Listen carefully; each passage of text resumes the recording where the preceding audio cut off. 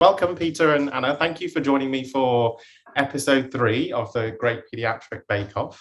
How are you feeling? Excited. Good. Nervous. Nervous. Okay, so first of all, let's check. Can either of you bake? So Peter's obviously a no. I think Anna can bake.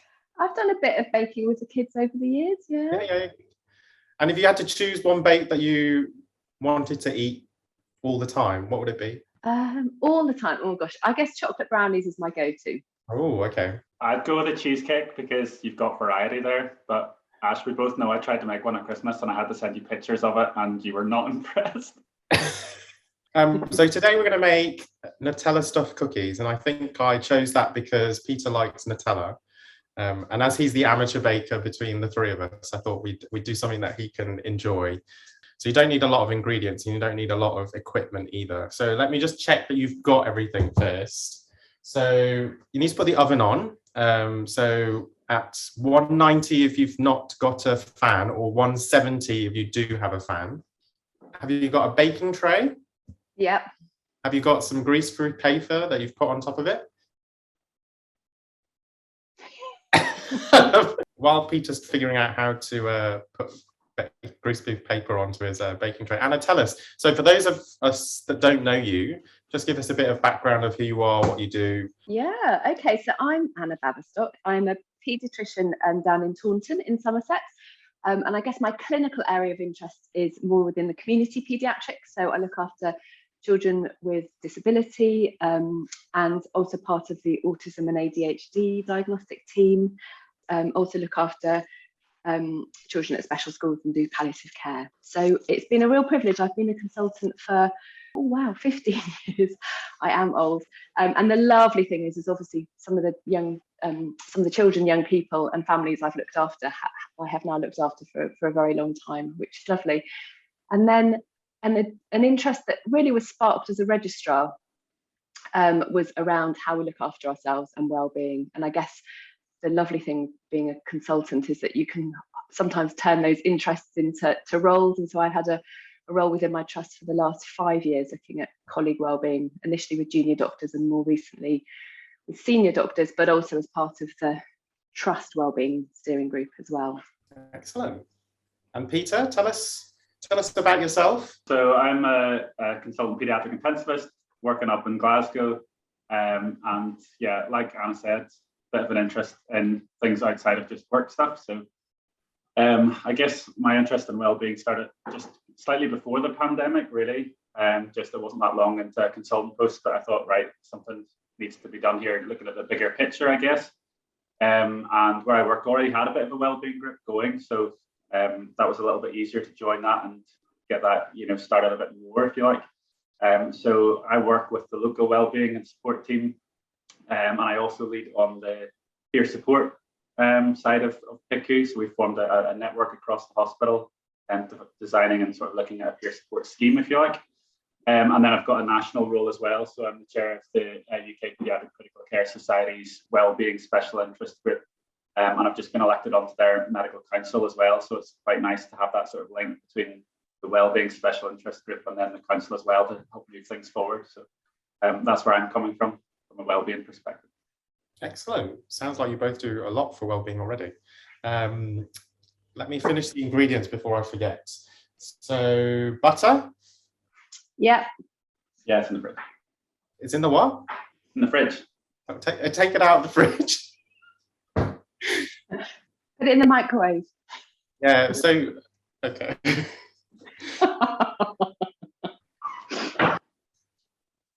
Good. So you want it soft.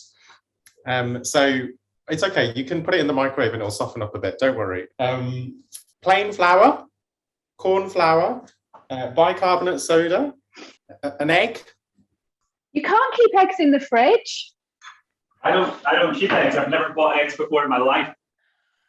What? I don't like eggs. Okay. Vanilla extract. Some chocolate. So I've got chocolate chips because they were easier for me, but you can also have normal chocolate and just cut it and like smash it essentially. Yeah. Cool. I think that's everything. And a bowl. You've got a bowl, yeah, Pia? Mm-hmm.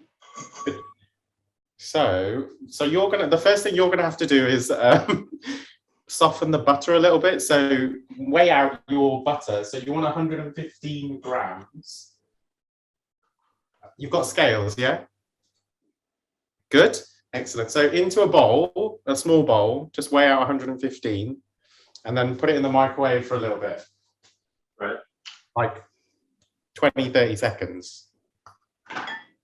Okay, he's doing that. That's good. Because that's the first, and you put the oven on, yeah, Pia? Yeah, I'm Good. just figuring out the scales right now. Okay, I'll leave you. I'll leave you to that bit. So Anna, you told me that you do a little bit of well-being for the junior doctors in your trust. So what do you exactly do for them in your role? So I don't do that anymore, but my role was lead for junior doctor wellbeing as part of the medical faculty, so associate DME for support, and the role basically is to ensure that educational supervisors and clinical supervisors are kind of aware of what might be going on for trainees, to make sure that we kind of check in with trainees and provide that sort of safe space to be able to talk about things that are tricky, but also to be able to be someone that's independent. Because the real difficulty with the educational and clinical supervisor role is at the end of the day, you're writing a report for ARCP. So actually the support role was someone that a trainee could go and see, completely separate to their education and clinical supervisor role. And that worked really well. And then what we also try to do is some really proactive things. So for example, introducing training around taking a break and sleep based on Mike's fabulous work around, are you hungry, angry, late, lonely, tired? So we did introduce a break and halt campaign as well. And then also looking at kind of improving the junior doctors mess and just really encouraging some of the more national ideas to be kind of implemented locally. So I really enjoyed that role. It was really, really lovely to be able to pass it on to a colleague who's taken it on brilliantly. And it was while doing that role, it was in 2018 actually, that I was going to educational supervisors and asking them to support their junior doctors, and became increasingly aware that my consultant and staff grade colleagues were having a really hard time as well. So we looked at some local research within our trust and found that 49% of us were at high risk of burnouts. And so at that stage went to the trust and went, okay, so we're supporting the junior doctors pretty well, but actually we also need to think of ourselves as well. So that's where that role kind of came out of. Excellent. So you basically doing the wellbeing for the whole of your trust now. So I'm the kind of lead for senior doctor wellbeing, but also part of the wellbeing strategy group. And a bit like Peter said, this sort of started just before the pandemic, but actually when the pandemic hit, which is 2 years ago now, I guess it very much focused our minds in terms of what was really needed. So it provided, there are good things that come out of these things sometimes. It provided a little bit of focus, or quite a large focus. And I think people who previously we'd really struggled to engage in terms of, well, why should we be, focusing on looking after colleagues? Actually, it's all about patient care. We were able to deliver that really important message that actually you can only enable really good patient care if actually we look after colleagues first. For sure. Yeah, I definitely think the pandemic has opened people's eyes up, particularly the public as well, and what the role involves for the whole of the hospital, actually. Peter, do you do similar?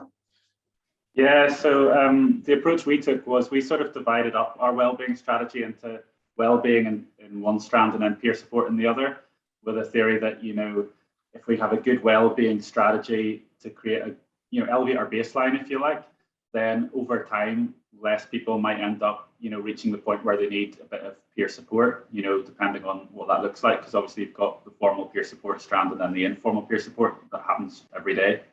So we divided those things up a little bit. And the wellbeing initiatives that we do sort of are based within our own unit, if you like, because they're trying to very much get to the front line, the ground, the team, find out what people want, what people need, which is sometimes not always what you imagine it might be, to get strategies, in place for the team that we work with. And then the peer support side, we formed a network initially across critical care. So that was initially with A&E and with theatres as well.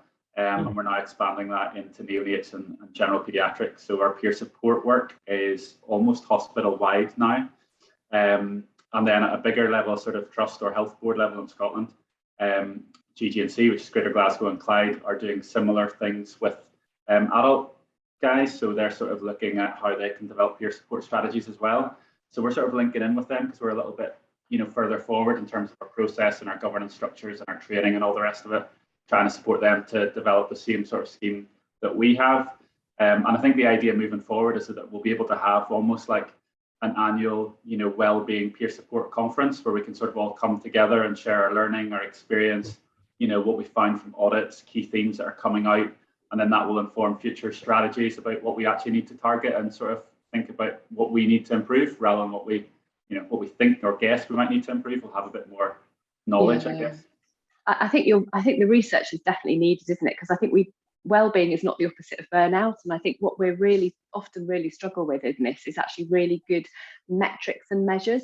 Because if you measure burnout, you get a measure of burnout, but then what indices do you measure for wellbeing? I think you're right, it's like layers of a cake, isn't it? Your basic layer is, around some of the wellbeing strategies. Is there somewhere good to have somewhere food? Is there a break room where you can take a break? Is there access to rooms overnight if you need to sleep? And then that peer support kind of comes as well, doesn't it, sometimes through some of those informal spaces.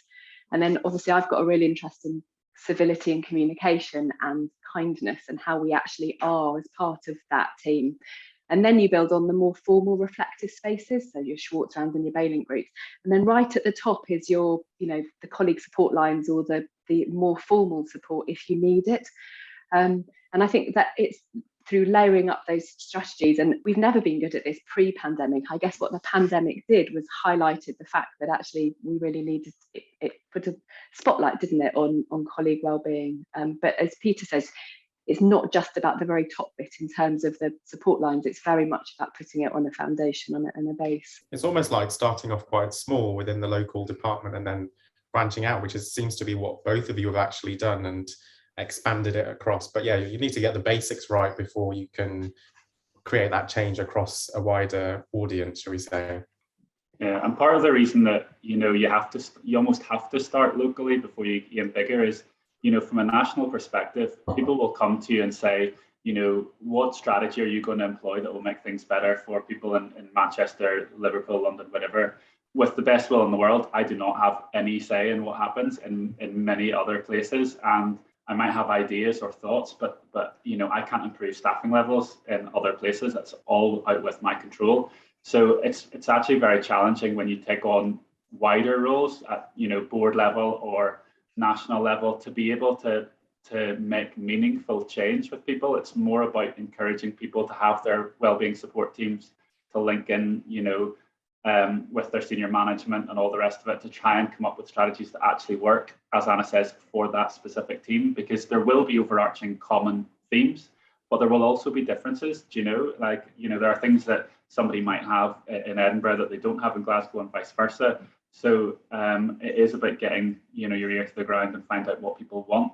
But the national agenda is a little bit more tricky. Research, very, very tricky. Birmingham are doing this fantastically well. They've got a swell team who are, working just, the stuff that's coming out of there is absolutely phenomenal. And I would encourage anybody to have a look at that. They've got their own website and stuff. But we're working with them, through the Paediatric Critical Care Society to try and get some more information. And I think that's part of what the college needs to do, probably, is linking in with organisations that are producing research to help use their platform and their networks to share that and celebrate that, because it informs everybody, really. Yeah. The other framework I think is really useful is from the Institute of Healthcare Improvement in the States. So I really like the Joy in Work framework.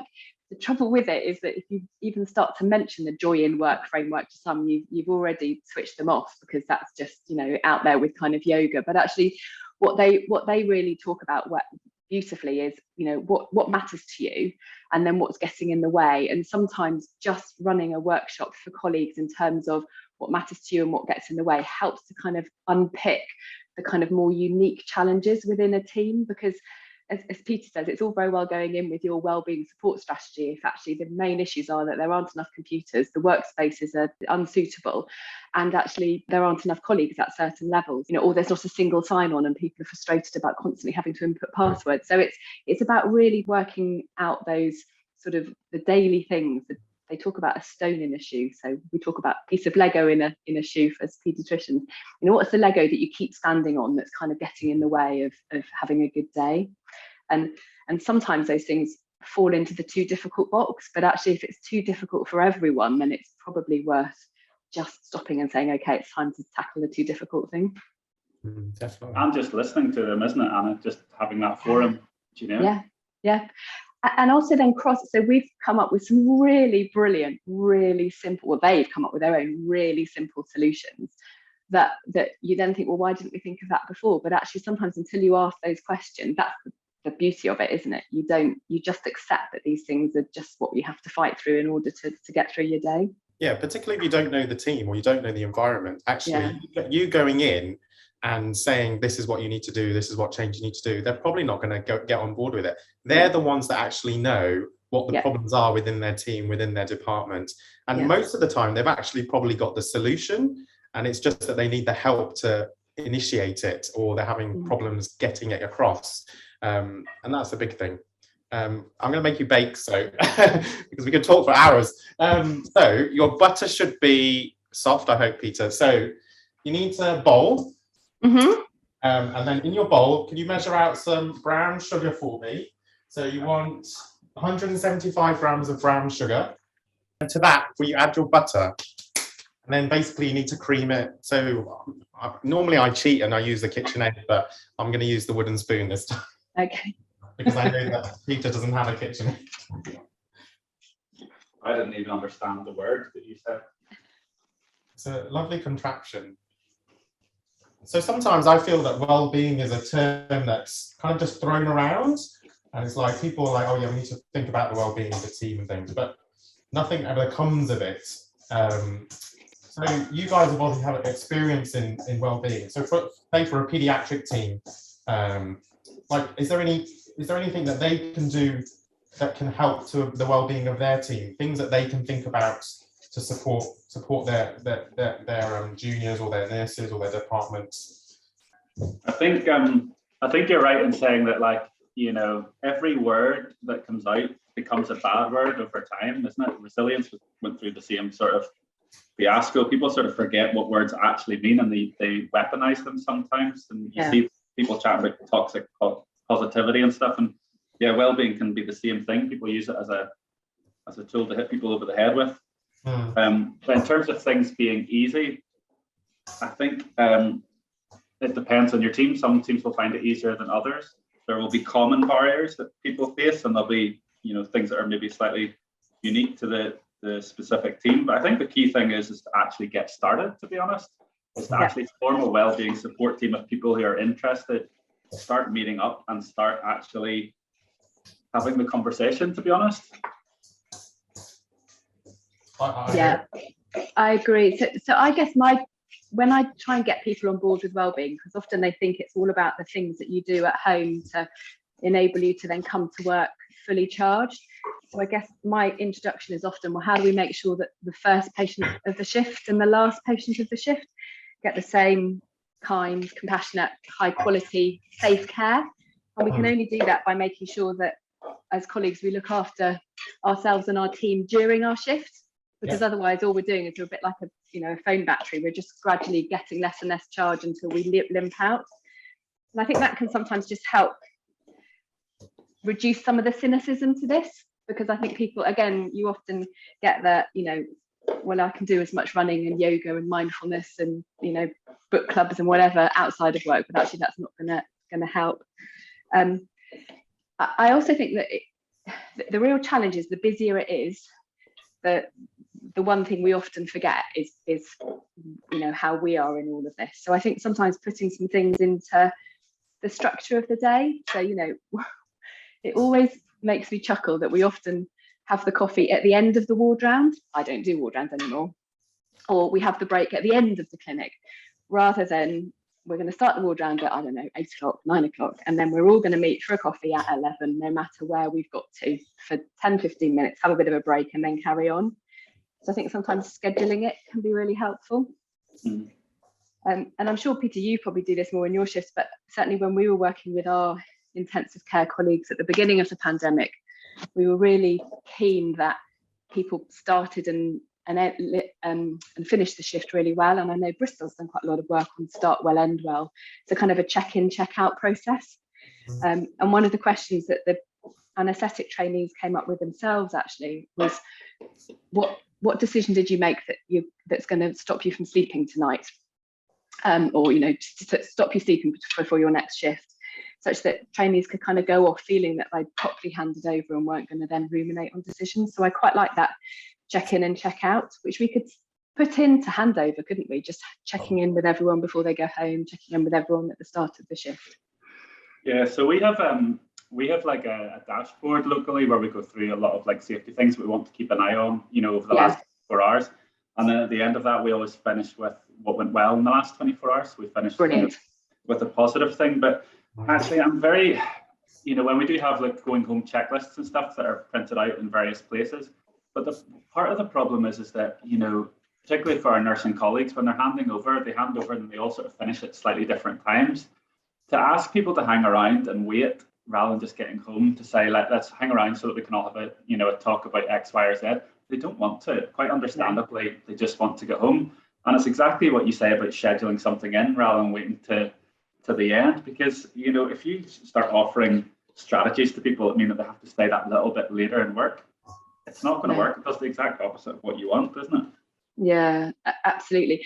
And I think as well, so some again, as no one size fits all, but I've certainly were fed back to me by some of the trainees that actually it works really, really well when certain consultants lead the ward rounds, but when other consultants lead the ward rounds, it's kind of a bit, oh, we've got to do the wellbeing bit now, which is kind of then ends up being, you know, not so useful. So I think it's about making it feel right for everyone, such that it is just, you know, part of something that's done in a positive way.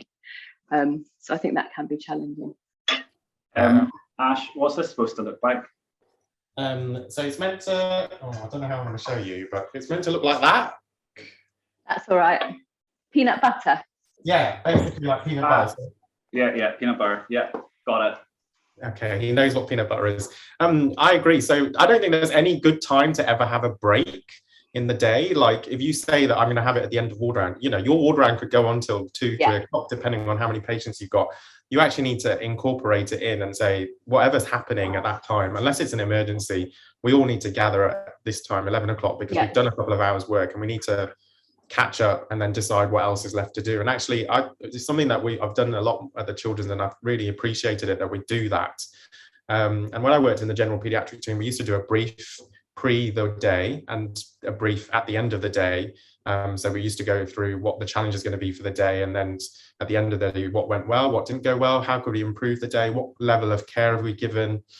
The only worry I have with that is that it was only the medics, so it doesn't include the nurses, and it doesn't include the wider team. So whilst it's good for the junior doctor point of view, which is where we concentrate a lot on well-being, I want to figure out how I can incorporate my wider team into it.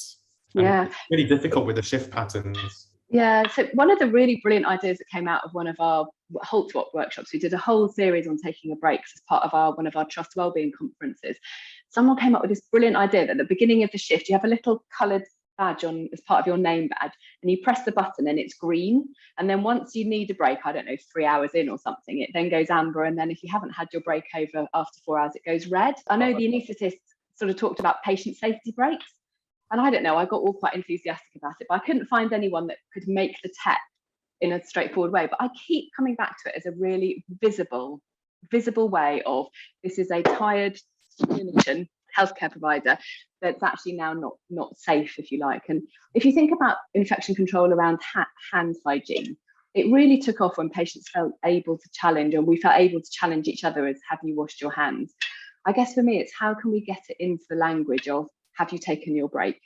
And even better, going, you know, wouldn't it be lovely? You could go to patients saying, you're next on the ward round, we are coming to see you. We're all just going to go and have a quick 10-minute break so that when we come back, we'll be really refreshed. and that be normalized in our language. And I don't know, maybe now as we're coming out of whatever phase of the pandemic this is, a real focus on how we can really empower ourselves and each other to take our breaks. But I still think that if anyone out there is watching and knows how to do a green, amber, red light, I think that would be a really, really fun improvement project. I think the question also is what the barriers are to letting people take their breaks, isn't it? And addressing those underlying things. It's usually a staffing issue, which is really difficult then to actually fix, and I get concerned sometimes that our wellbeing stuff is fixing around the edges and not addressing underlying problems sometimes. Yeah, absolutely. You can't step away if there is no one there to take your place and someone needs to be there. But often, as Ash says, we'll just keep going until we'll just do that one, or I just want to see that extra patient. I'll see one more patient. Yeah, most of our strategies actually are very much unit based, so they involve the nurses very much so. Interesting, what we find is we're all about taking breaks and making sure you get them and making the environment as nice as possible, and in the middle of getting new furniture for our tea room and all the rest of it.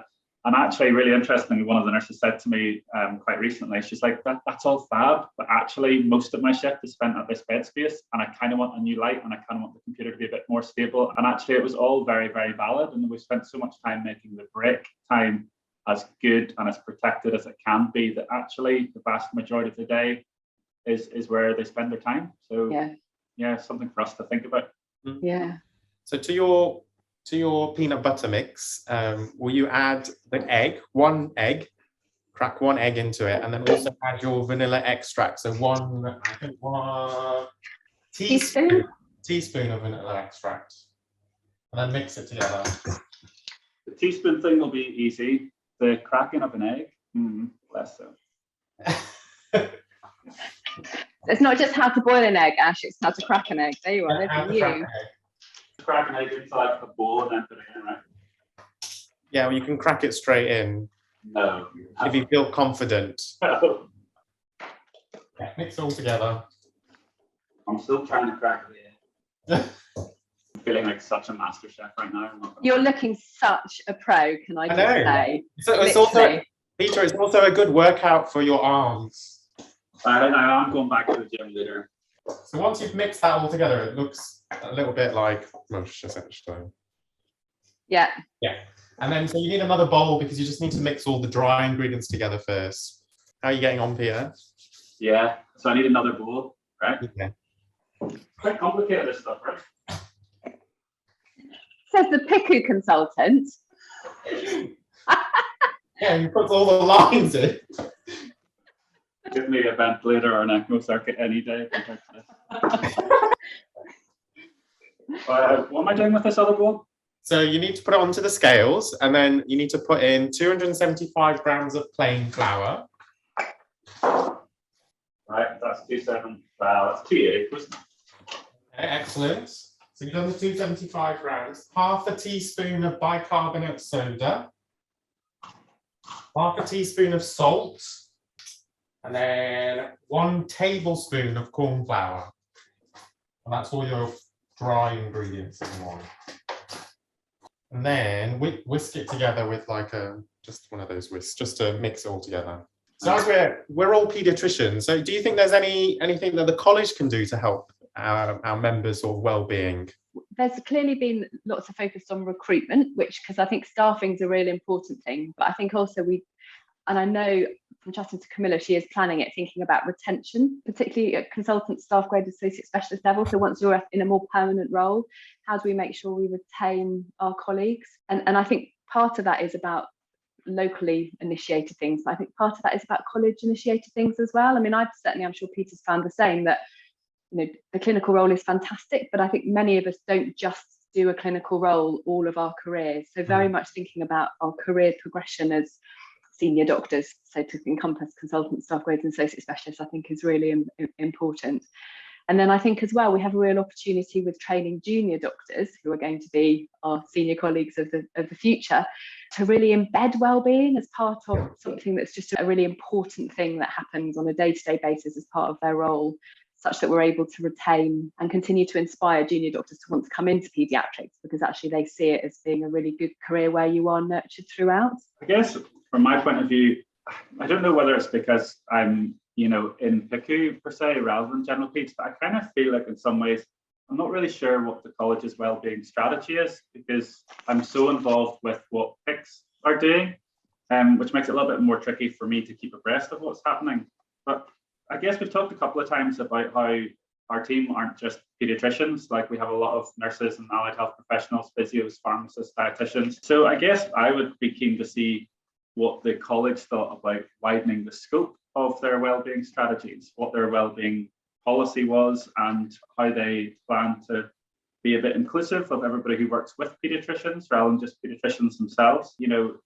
There's definitely common things that need to be thought about in terms of career progression, and what consultants can do later in their careers to step back a little bit, and how that is thought about and protected, because trainees coming in will then see how their career will look moving forward, which is quite, it's quite a reassuring thing to see that. But I guess, the college probably needs to survey and find out what the actual issues that people are reporting are. I don't know if they've done that or not, but not to my knowledge, or I haven't filled in a survey. But I guess it's important, and I don't like surveys, the whole survey fatigue thing. But equally, I think the college probably needs to know what the membership needs, and then we need to know what their policy or strategy is. And as I mentioned before, the PICs are doing a lot of work, and we are doing research and various bits and pieces. And I think the college have got a useful platform to link in with us to find out what we're doing, and to sort of use their platform to share that learning. And probably a lot of other places are doing similar things. So it's how they use their wherewithal, I guess, to promote all of those things, to help us learn, and then show us what their approach and what their strategy is going to be. Mm. And we don't necessarily need to reinvent the wheel. So some of the other colleges have done some really fantastic work that I'm sure we could kind of adapt. So, the Association of Anaesthetics, the Royal College of Anaesthetists, has done a huge fight fatigue campaign with loads of brilliant resources. And I know, Mike Fark quite clearly, a lot of our resources are within the college as well. And I've just recently seen that the Royal College of Obs and Gynae have done a really good toolkit around civility and communication. And again, that's something that we've talked about around, everyone assumes that paediatricians are, kind and lovely, and it's not an issue. But actually what we've found from our local research is that actually it is an issue. So it's about, as Peter says, trying to make it more evidence-based, using the resources that are already out there, and then I guess finding out what's unique to paediatricians and the colleagues that we work within our spaces, and what perhaps areas we therefore need to focus on more as a college. So, we've only all have a finite resource, isn't it? I think it's about really thinking about how we can sustain our paediatricians from start of their careers all the way through to the end of our careers. Yeah, I agree. I think we've obviously got the EDI strategy, and that's been a big thing recently, but I would really like to see a well-being strategy being developed from the college for all of our members. And you've highlighted the key thing here, which is it's not just the doctors and the consultants or the trainees. There's lots of other people that are members of the college, like allied health professionals, AMPs, those, and associate specialists that we kind of forget a little bit about. And we need to include them into that strategy, because they're all our members and they're all people that we need to support. But yeah, I mean, it's difficult to do it from a national level, shall we say. But there's lots of research and things out there that little pockets of people have done, and little colleges have done as well. I know that in the Midlands, we've got like a Midlands trainee charter, which is a lot of research based around the West Midlands sort of problems, and lots of the trusts have got on board to that. But they could use all of that and amalgamate it together and talk to the members and decide what actually we need to get done, and from a strategy point of view over the next couple of years. Because my worry is that actually the pandemic obviously spotlighted the problems, and now we're 2 years in, and it's kind of like the spotlight has slowly disappeared, and we're going to forget about it again. And I think this is the prime opportunity to actually tackle it and make it a long-term goal. Yeah, we need to keep the momentum up, but definitely, as Hannah and I have already said, well-being from us started before pandemic. It's recognised as something that we need to think about well outside of it. But we're a couple of years into the pandemic, and we're all doing things locally, to do our best. We do need to see something now coming nationally as well to follow through with that, I think. So now's the time. You can add your flour to the wet mixture and then mix it all together. Do we need to sieve it? You don't have to. You can do if you want to. I might do. It's quite therapeutic sieving, isn't it? The real challenge with the pandemic is that we're not going to have an end date. So I think that makes it really hard in a way, in that we aren't able to then have a break and a reflection on, you know, all that we have been through, because we will just keep going. And I think there is a danger in that sometimes, and I think that we need to remember that. So we will need to build in time for reflection and a pause in some way, because I think it's going to be really hard to just keep going. I don't think it's not a sprint by the looks of it. It's a marathon that we're going through at the moment with the pandemic. Yeah. When you say reflection, Anna, what do you mean by that in terms of like a national thing, a national thing? What's your thought? I don't know. I just think there is something really powerful about collective reflection on something. So, for example, something really small that we did locally is we did a poetry event, so poems of the pandemic from colleagues. It was a year ago now. It's interesting, isn't it? And we got some amazing written prose and poems from colleagues all across the trust, because we have a community, an acute community and mental health trust, of different people's perspectives. And actually people found it really helpful writing them, but also really helpful reading them. So I think some sort of, I guess, various different shared reflections, some locally, some nationally, I think it is kind of an important way for some about providing that space of just looking back, but also potentially might then give ideas and focus for what's needed in the future. We shouldn't lose the good bits that we've learned and adapted through the pandemic. And the worry, I think, is that we all just gradually go back to, and we don't go back to normal because that's gone. We go to a new normal without really having had that time to just stop. Yeah. I think the conference would be a great time to have that reflection, to be honest. Yeah. Where a lot of members actually, it's open to everybody to give their opinions. And maybe that should be one of the plenaries or discussion groups that we should be having. If people can get to it. I know. Or virtually. I mean, I think we have to think about these things as hybrid, don't we? Face to face and virtually. I think there's a real power in storytelling, isn't it? We, as humans, we have gathered around the campfire to tell stories for generations, and I think this is arguably one of the biggest things that we have all lived through. So sharing our combined stories, losing the headphones, I think will be really important. And I think that sort of thing needs to be free. You know, like you know, you can have a conference and all the rest of it, but particularly those sections that actually people really need to hear, I think they need to be free so that people can access them.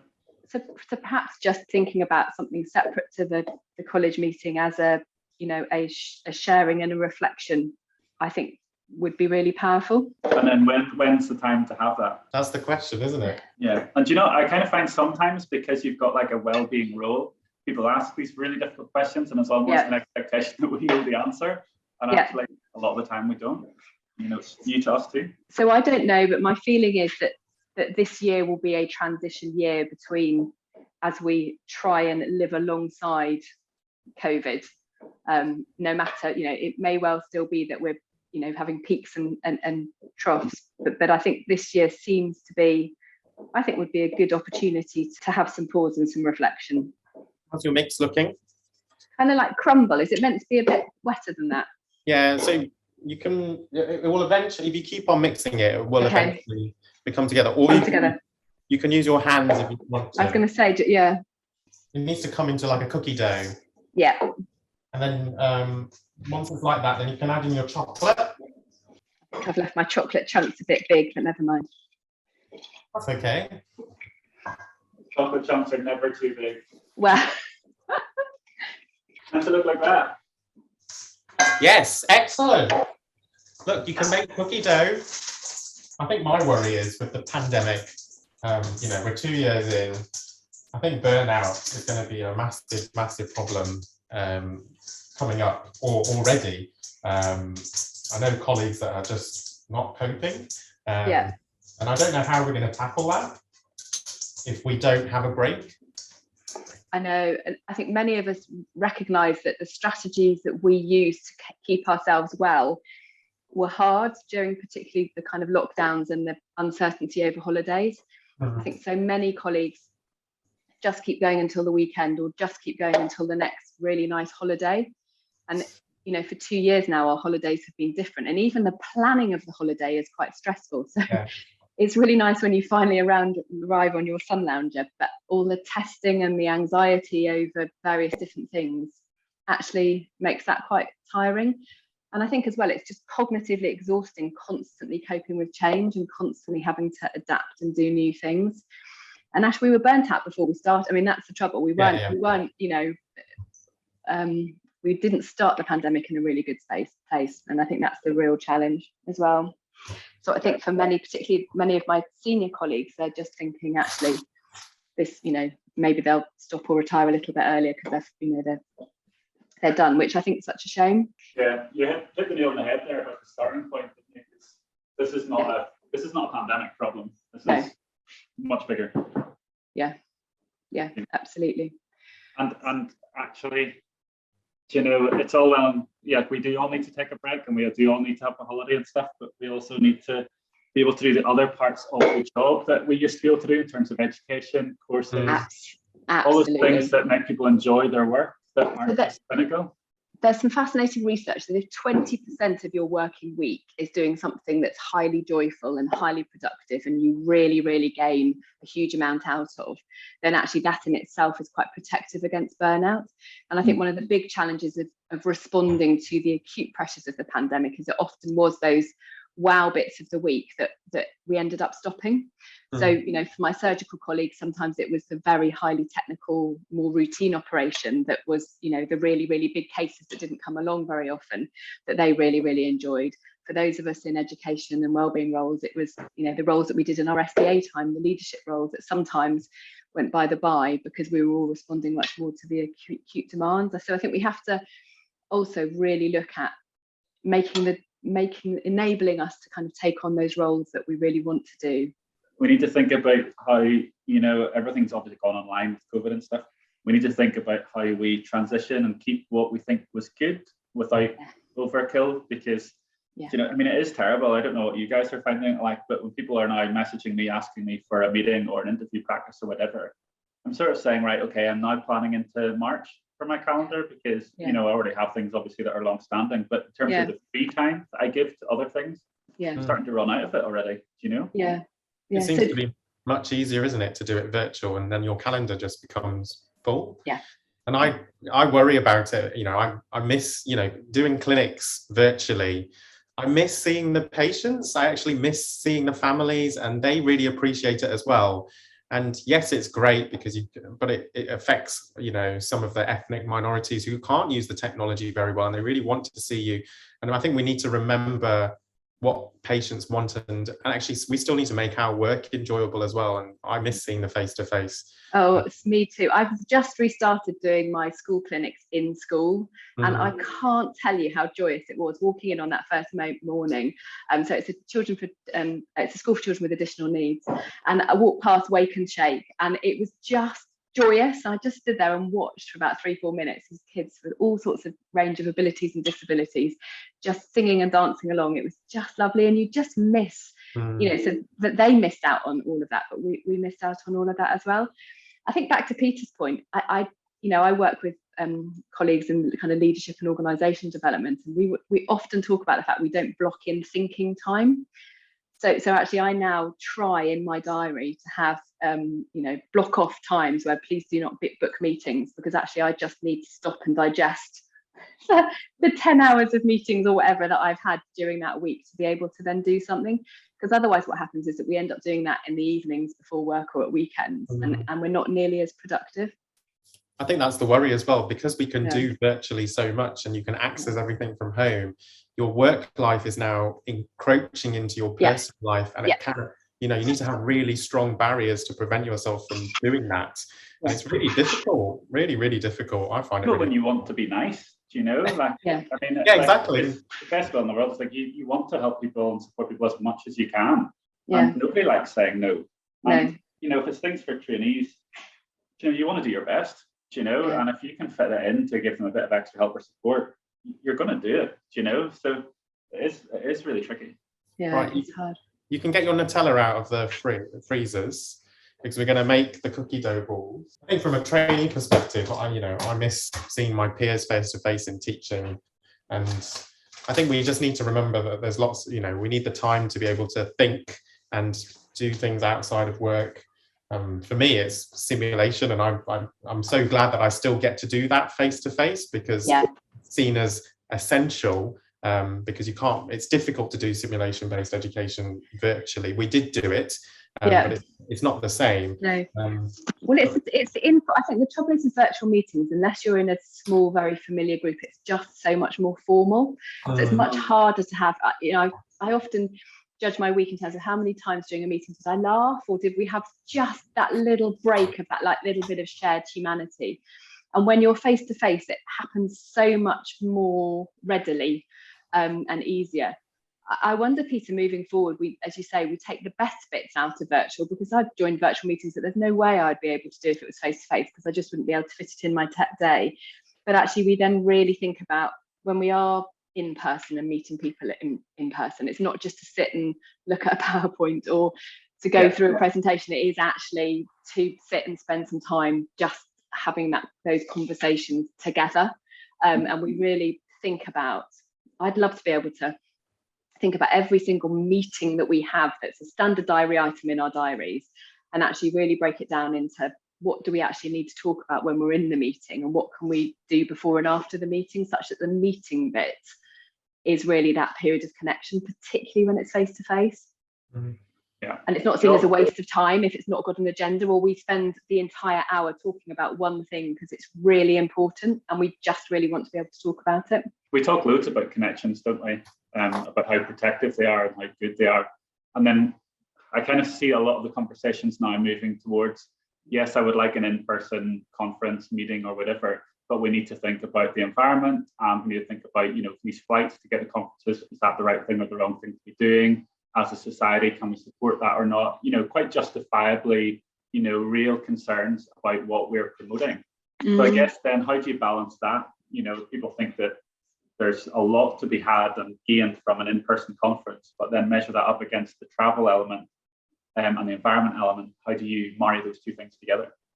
It's difficult, isn't it? And you can't, there are various different virtual options, aren't there? But it just isn't quite the same as being, if I saw the two of you in the conference hall, I'd go and say hello to you both, because we've not actually met in real life. But actually, would I seek you out on a virtual platform? I don't know. It's just a bit. It's just, there's something about that informality that face to face brings that we're so much more used to.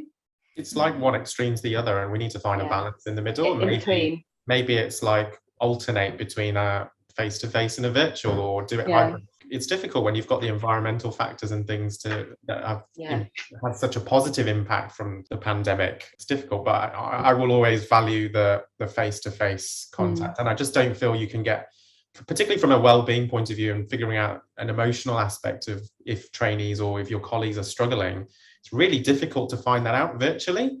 They literally verbalize it to you. So many people don't have their cameras on, and I think that's where we have a risk of missing those trainees that need the support and missing those colleagues that need the support. It's interesting because we've done some reflective spaces virtually, because I was really hesitant about it to start with, thinking, gosh, no, you all have to be in the same room. But then I joined Spaces for Listening, which is something set up by two now colleagues, Bridget and Charlie. So Charlie's in Bristol and Bridget's up in Scotland.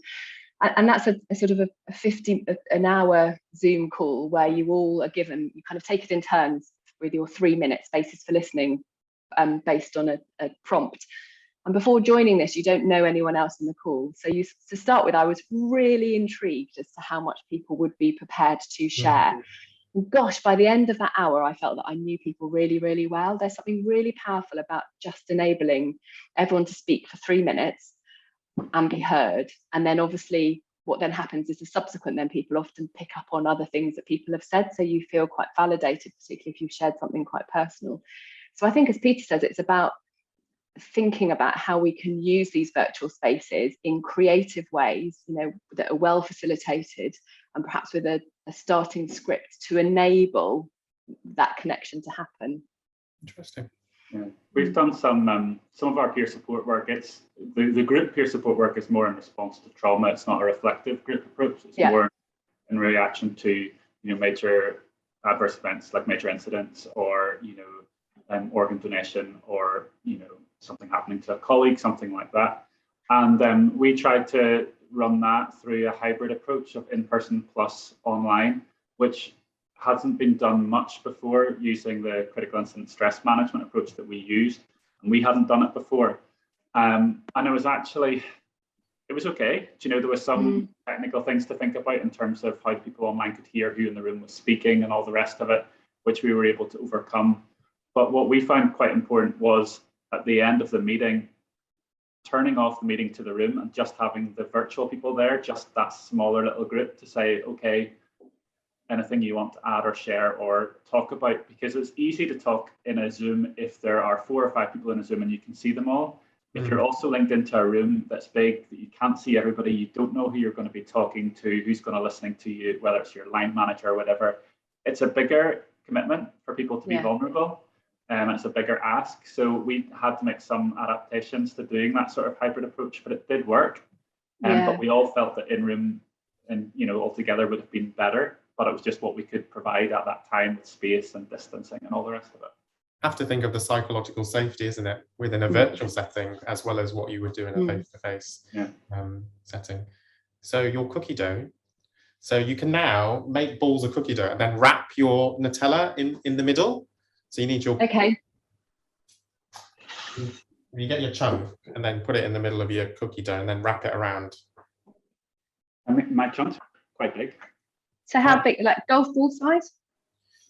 It depends how big your chunks are. So otherwise you can have big cookies, to be honest. Doesn't matter. Okay. Just make sure your Nutella's covered. Okay. My Nutella chunks are absolutely massive. So yeah, it's a golf ball, basically. I might only have like 4 or 5 of these. And then they can go on the baking tray. So it's that size? Yeah, just a bit. Mine's. It doesn't matter, as long as you can have big cookies. They can be like New York versions. So go on then, Ash. I'm going to ask you the question. As a trainee, what helps your well-being best? What departments have you been in where it's just, what's worked well? For me, it's when they listen to you, and that's what I really value, the listening part. So as a trainee, you go through the trusts, you rotate every 6 months. You don't feel like you're known there sometimes, particularly by managers, and you will get to know your consultants after a few months, but the other people you may never come across. And so the places that I value the most are the places where people actually listen to you, whether that be the consultants or the clinical directors, and they actually care about you, and they listen to what you are struggling with or what facilities we can improve. And you have the JDFs and things, but sometimes they never materializes, the changes never come about. And I like people that do actions, and it's where it's a very quick decision made between a few people maybe, and then it's like, this is a go ahead idea, we'll sort this out within and it actually happens. And that's what I really appreciate the most. And then the other thing, so where I work at the moment, I've been there quite a long time, so I know more people, and I feel like I can help with the changes. So I've become involved in lots of little different aspects of the hospital, and actually they value my input, and they incorporate us into helping to make those changes. So I think those are the things that I think are the best. I think it's really important that we're not just tokenistic with how much we value trainees. We actually look at our environments and how they're set up towards trainees. I think one of the most powerful days during the pandemic was very, very early on, I think just after the lockdown had been announced. And so everyone had a slightly strange journey into work in terms of the roads being really quiet. And I met our head of facilities, and he sort of said, look, how can we help? And at the time, our cafes were all closed as well, because the staff were all working out. We've got an M&S and been Costa and various different cafes on site, trying to work out how they could then best staff it. And so I jokingly said, well, do you know what? If we started with free coffee, that would be brilliant. So within about 10 minutes, he was down in the academy sorting out all our coffee machines and making them free. And then within the next 10 minutes, he'd put all the car park barriers up so that parking was free. And he then said, how do we advertise it? And I said, you don't need to advertise any of those. I said, the junior doctors and the staff will soon work out that there's free coffee available in the academy. And the amount of people who then congregated and just said, it's the simple things, isn't it? You feel really valued when someone is going to, there's some coffee here. And then someone came running in going, the car park barriers are up. We're going to be able to park on site. And what I didn't realise is actually how few junior doctors end up getting a permit. So it's a real fight often to get a car parking permit. And so they park on the sort of streets around.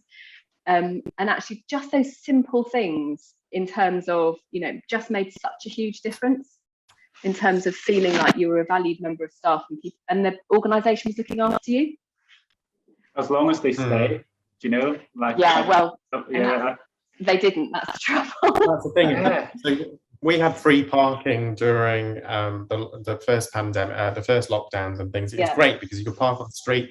You were saving so much money, and now we've gone back to having to pay for parking, and it's like, and then the other, so the other thing I really value is maintaining training wellbeing time or maintaining training time, because I think it's almost like you're a number sometimes, and people think, you can add them an extra night shift onto them or an extra let's change the rota. And actually I really want people to remember that we're trainees and we're here to be trained, and we're not permanent members of this trust. We've come from the deanery, and we need to have that training time as well, and we need to protect it.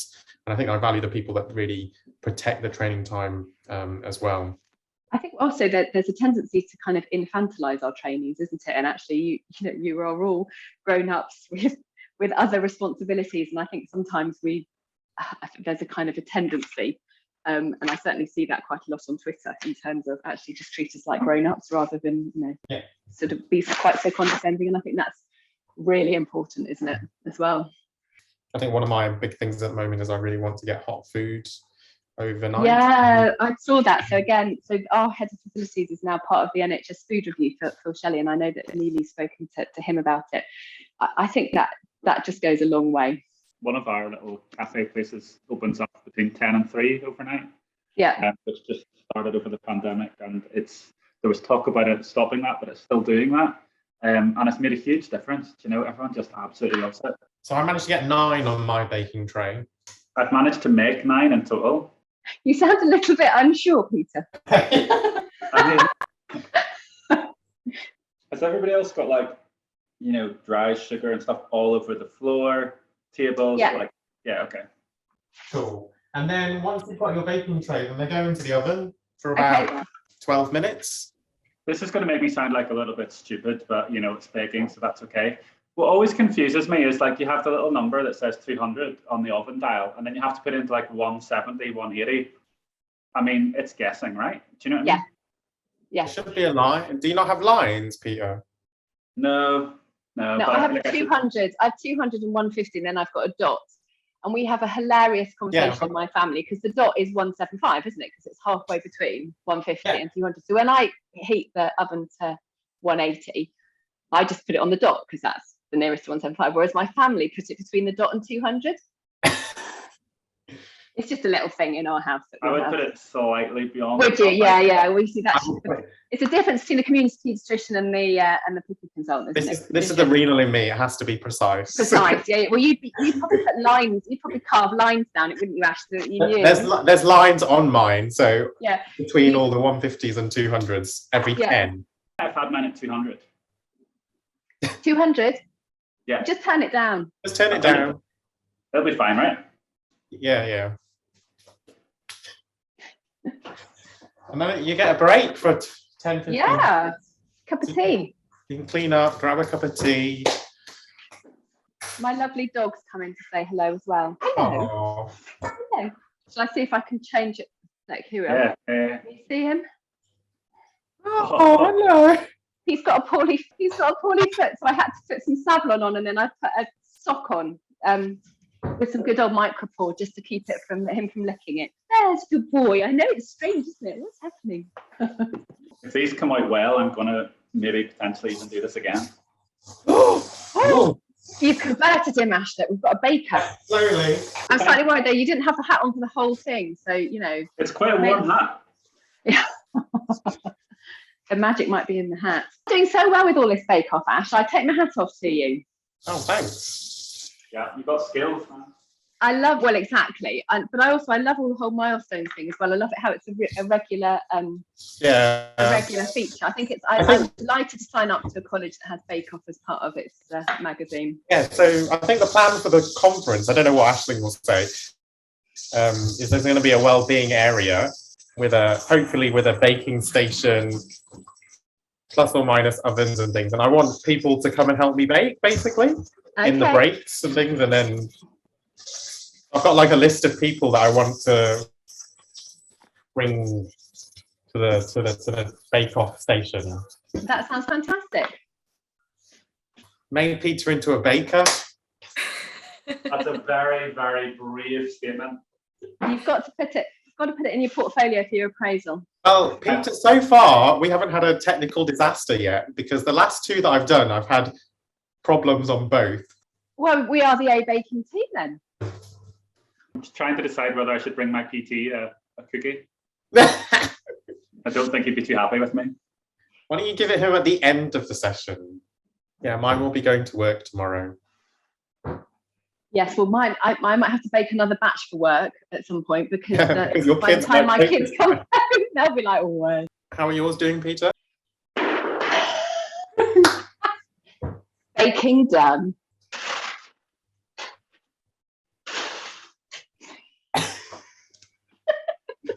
Peter, well done. Well done, Anna. Look, they look great. So you need to let them cool. Okay, they smell amazing. Cool fully. And none of my Nutella has leaked out, so that's a good sign.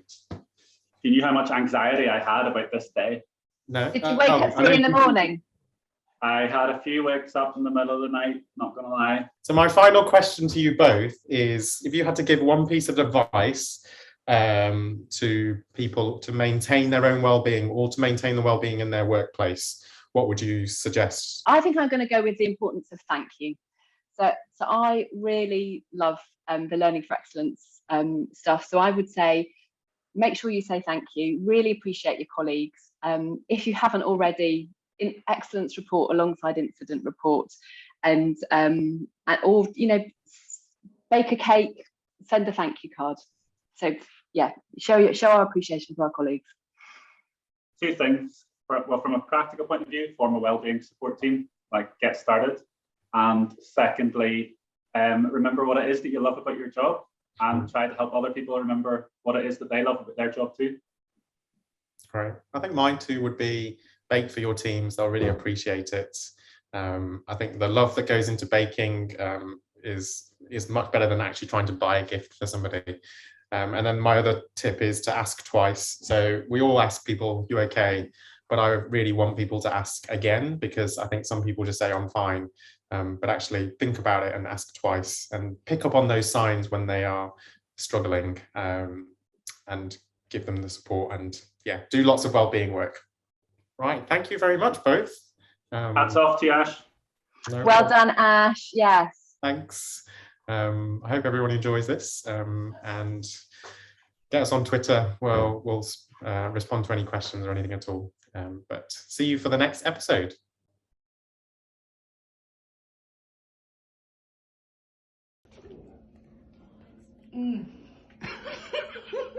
Is it good, Studio? Jack? Oh yeah. Incredible. Proper stuffed. So yummy.